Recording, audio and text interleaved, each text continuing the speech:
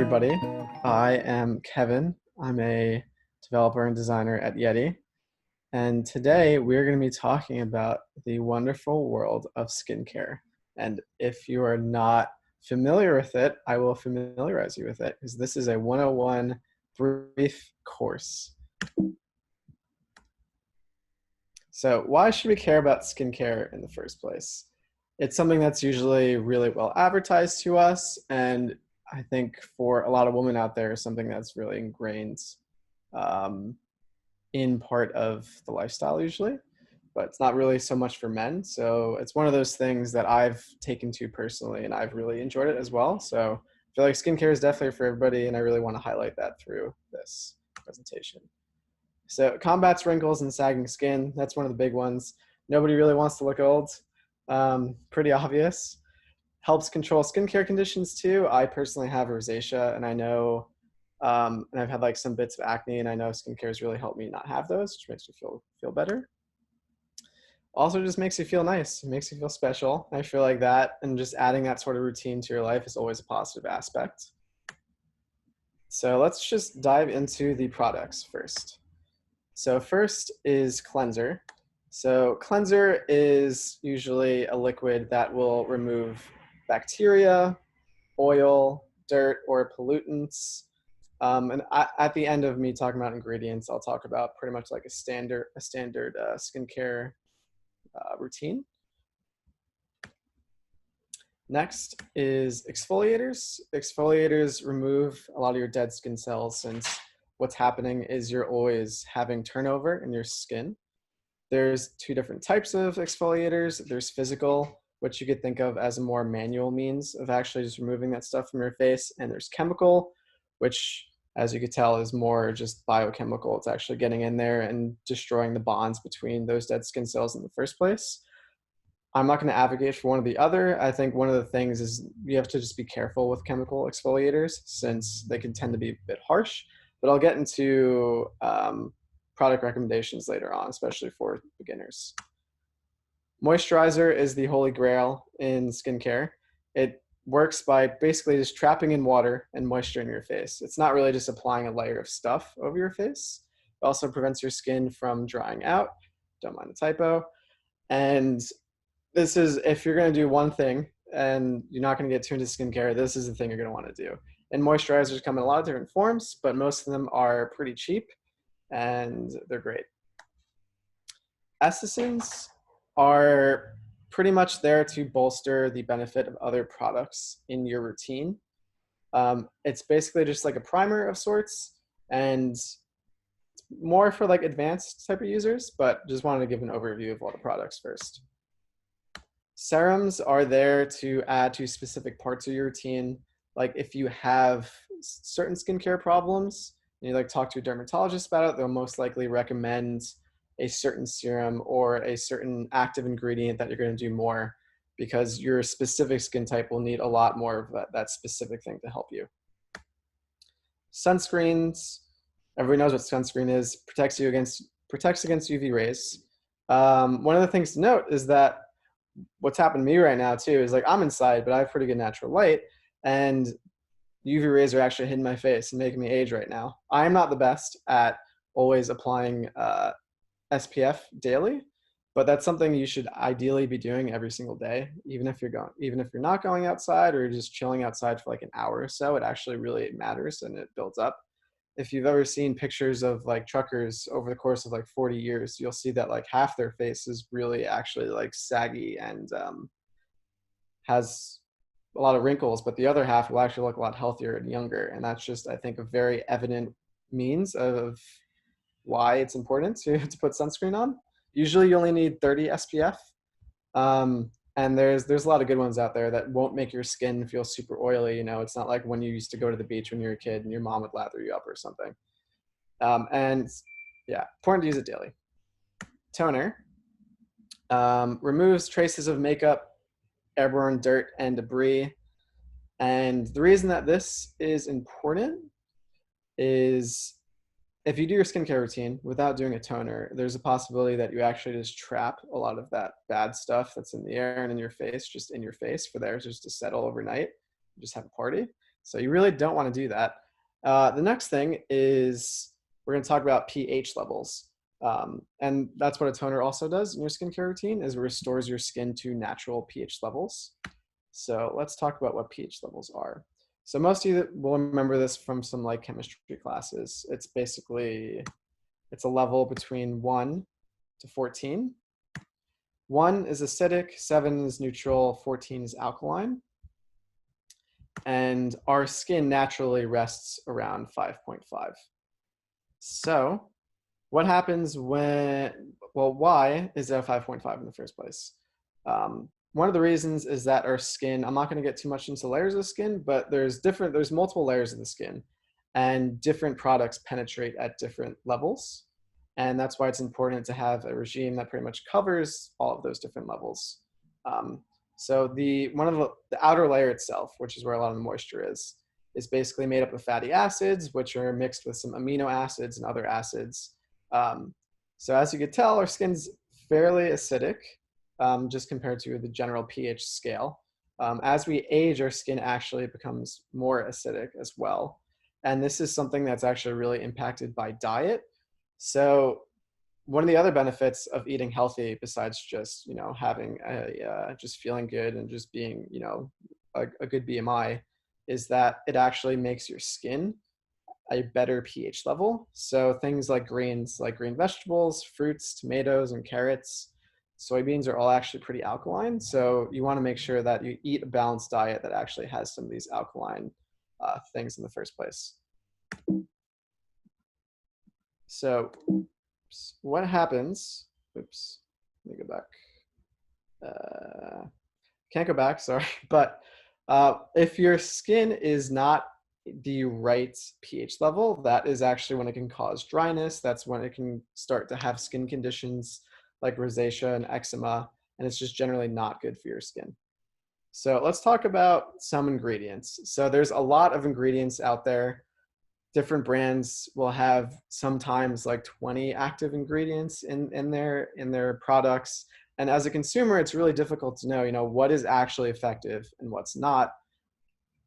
And I think as a beginner, that's not something you really need to know a lot of. There are just certain products out there that are pretty beginner friendly that combine some active ingredients that I personally am like still using. So I have like an eye cream that I use, and I found that to be effective for me. When I actually read the ingredients and the label for it, it had a lot of stuff that I didn't know about, but like some things I learned over time. And as long as it was like effective for me and it didn't irritate my skin and made me feel better, then it's good. But I do want to talk about some of the like pop culture or like really hyped up ingredients nowadays, which are pretty prevalent in a lot of products that are being advertised as the main selling point. So I just want to make sure that you guys know what they are. Collagen is a big one. So what is collagen? It's a naturally occurring protein, and it makes up 80% of our skin. And the bad thing about aging is that you actually start to produce 1% less every single year when you hit your 20s. And collagen is pretty much in the deepest layer of our skin, and it has a lot of anti-aging benefits. So the difference between, chemically speaking, sometimes if you produce things in your body, just because you're putting it externally through like a cream or eating it or something, doesn't always mean it's going to have the same impact. Is collagen effective? We're not 100% sure. So the FDA does not closely regulate those supplements. So that leads to a lot of advertising with claims where it's like, oh, this prevents aging and a lot of things like that. There are studies that have been done about its effectiveness. But sometimes those are funded by the very same companies that are selling you the product in the first place. So not to say to not take that with a grain of salt, but clearly they're going into the experiments with an agenda to prove that collagen is effective, and they can set certain variables up for them to make it seem like it's effective, even if it's not. That's something that's like pretty prevalent in statistics too. You could always find a statistic that pretty much suits your needs to prove a point. And it's not, chemistry is very different in that regard, but it's still something to just be mindful of. It comes in many forms: pills, powder, liquids, and creams. dermatologists actually recommend using powders because you could just add it to smoothies and ingest it. Since it's so deep in the layers, actually using like a topical cream or something won't fully actually reach it. So in general, like go for collagen if you feel like it. Most likely you should just ingest it. Other ingredient I'm going to cover is retinoids. So what do retinoids do in your skin? Retinoids actually encourage your skin cells to die, and they encourage them to die pretty frequently. And the reason that is good in some people's minds is it promotes like healthy skin turnover, pretty much like shedding to a certain degree. And what retinoid does is it hampers the breakdown of collagen, which is actually really effective, and it increases blood flow to the skin, which is also good for preventing like baggy eyes and just making sure that your skin has all the ingredients it needs to protect itself from the environment, to remain healthy and look healthy. So retinoids are definitely a must-have in a skincare routine. The thing to keep in mind is that there's a large difference between prescription grade and over-the-counter retinoids. And that goes back to like serums and active ingredients and like the potency of what they're putting in this products. Because somebody could say it has like a retinol in a product, and it could be probably like 50 times less potent than another product may have. And that's just research that I think we all have to do as consumers. But typically, as we'll get to it later, always go to a dermatologist, especially if you have any skincare problems at all. They know their stuff, and they're the ones that are able to prescribe you these types of prescriptions that are really impactful.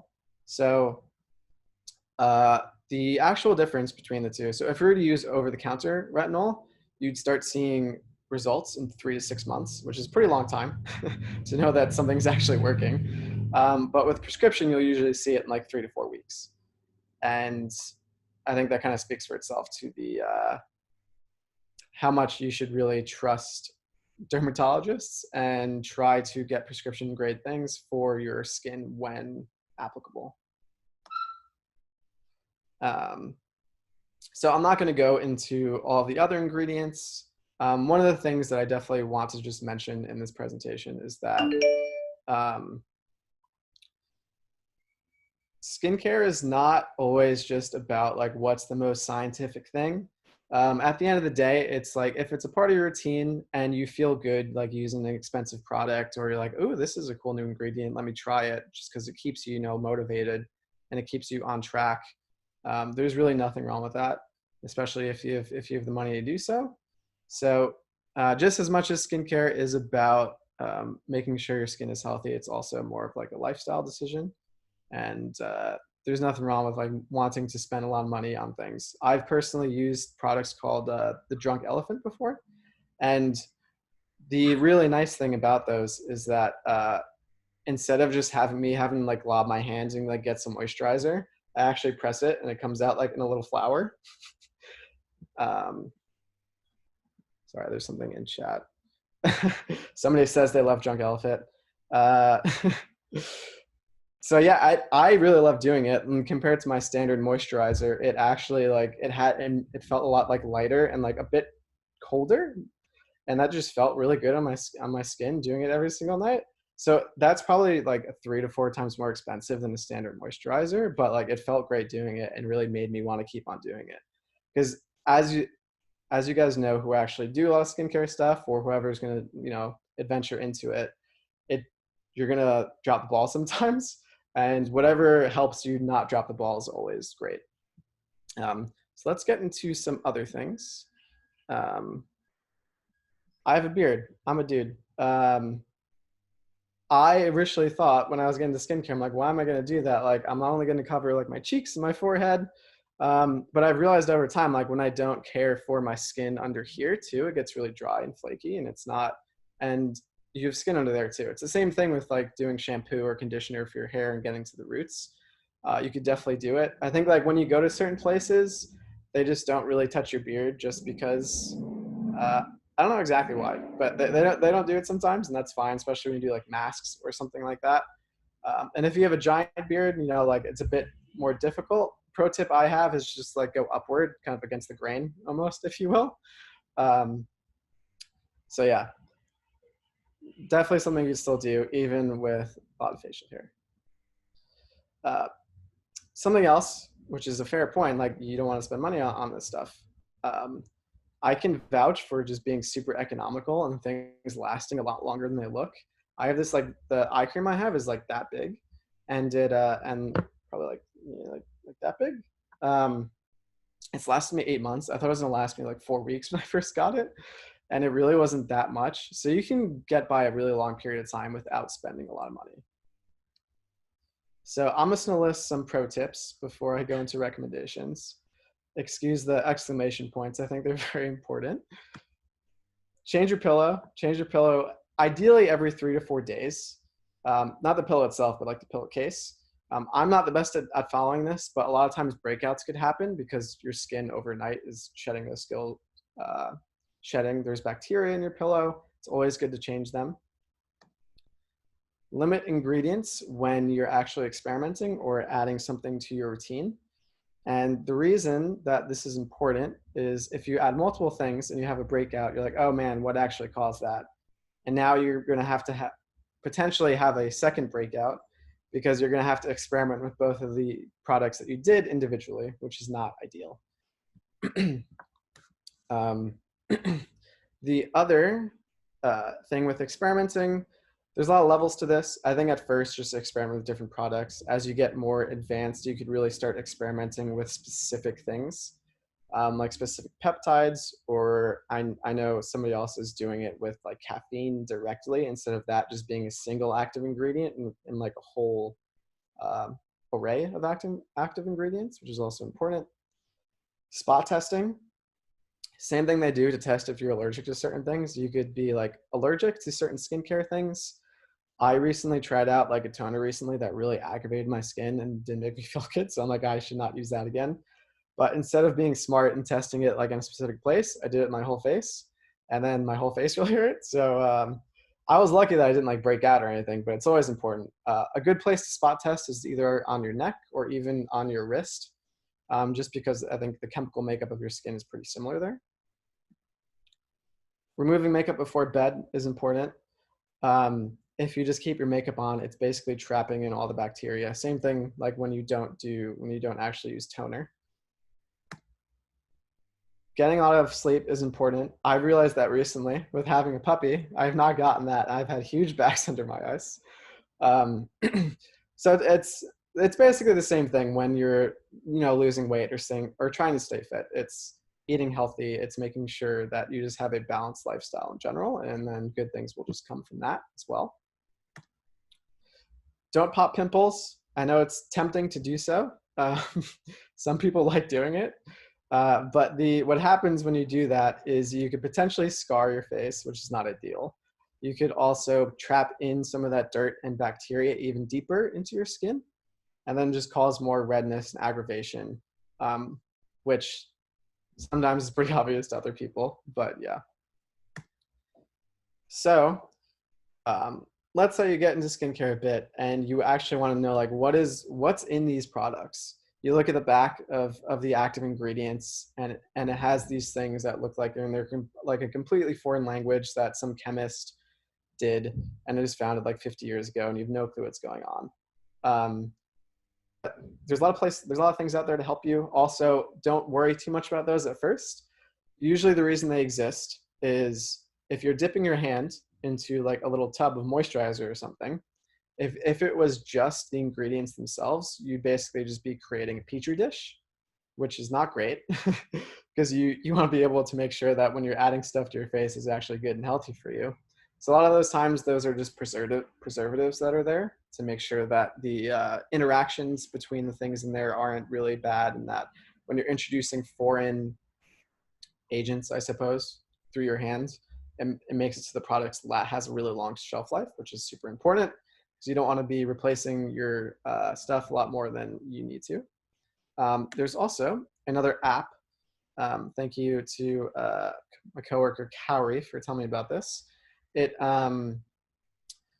what this does is you could scan one of your products or you could search for it. It has like 1,500,000 in the database or something like that.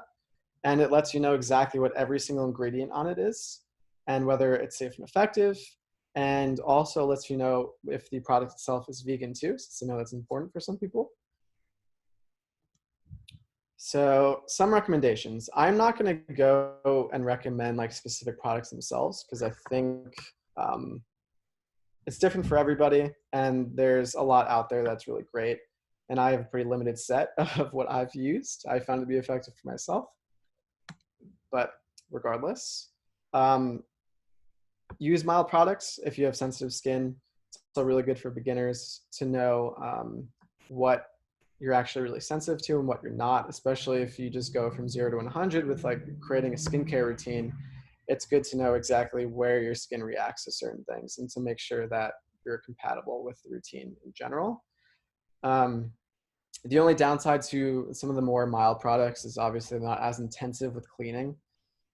For my skin, it's been fine, but it's always good to just clean as much as you can. Two products I would recommend, I guess brands, are CeraVe and The Ordinary. CeraVe is basically like no BS. And so is The Ordinary. They're basically no BS brands. They just tell you what's on the product. It's like their logo and their branding is all like very like low key. There's not trying to like sell you things. Well, yeah, they're trying to sell you things, but they're not like in your face about it. Basically, they're being honest. Ordinary is more for like pretty specific active ingredients, like I was referring to before. But I've used both of these in my skincare routine quite a bit, and I found them to be really effective. They're also both pretty cheap, which is awesome. Last recommendation is to see a dermatologist or esthetician, especially if you have existing skincare conditions. I know I've mentioned this throughout, but it is really important because sometimes you're just diagnosing it yourself. Like, I have this red thing here and maybe it's this, maybe it's that. And you start experimenting with products, you spend more money, you aggravate it more, it's not ideal, especially if it's something that's maybe like worse than you thought it was. It's good to get it. So for example, like I let this like rosacea thing I have, it started at the top right corner of my head. I didn't really act on it for a while. And like when I finally went to the doctor, like you need to put like this steroid cortisone on it. And that's not something I would have ever like thought of doing on my own or even being able to buy that in the first place. So it's always just important to have a professional opinion with this stuff. To not fully trust me.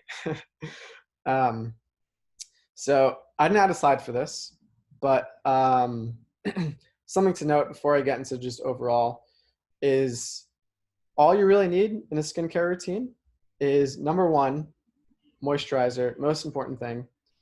Number two is just a cleanser, some sort of facial cleanser, could even be mild. And then number three is a toner.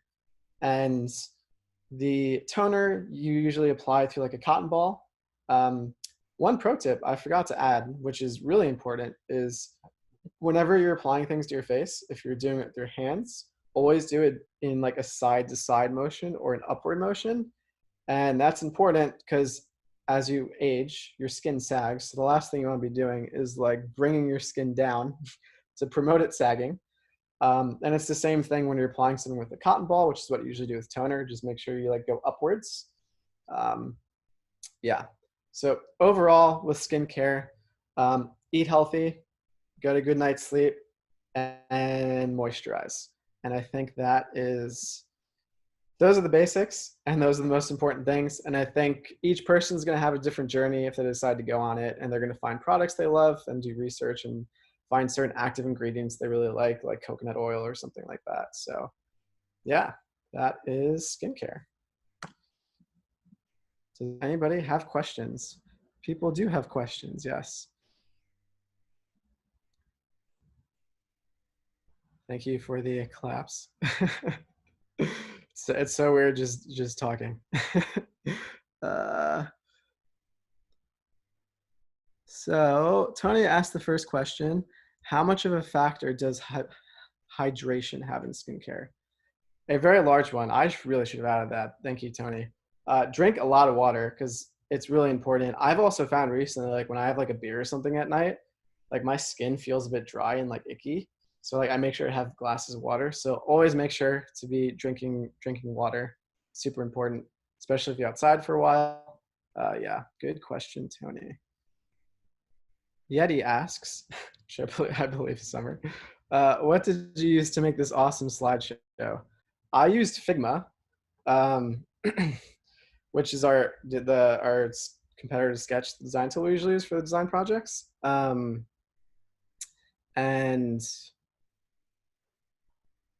there's a prototyping functionality where you basically just click on the whole screen and then you can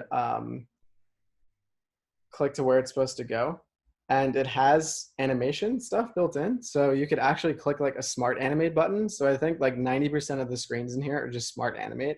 So if you have the same element between the two, it just shares it and we'll just kind of animate it in a way that makes sense. So it usually works pretty well. And I found that it works. So yeah.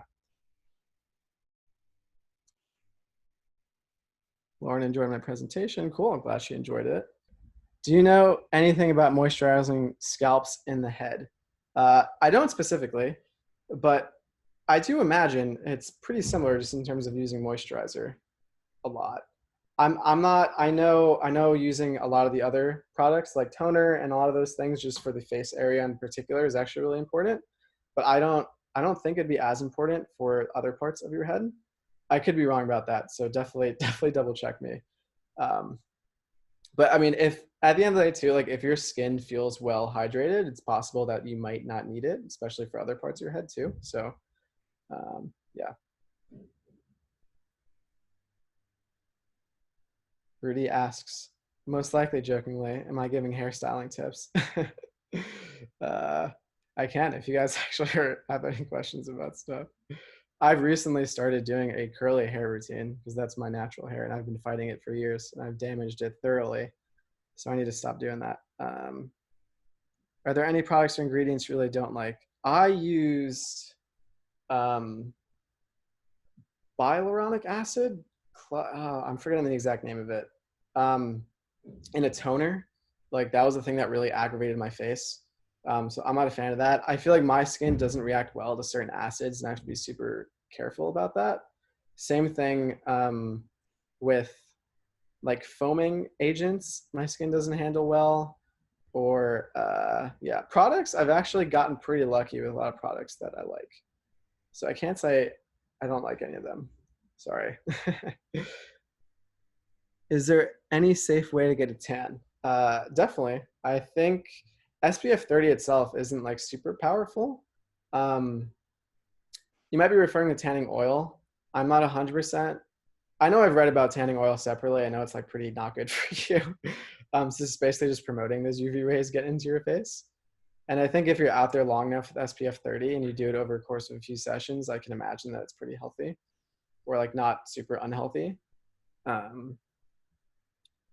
What should we do if we develop a reaction from a product?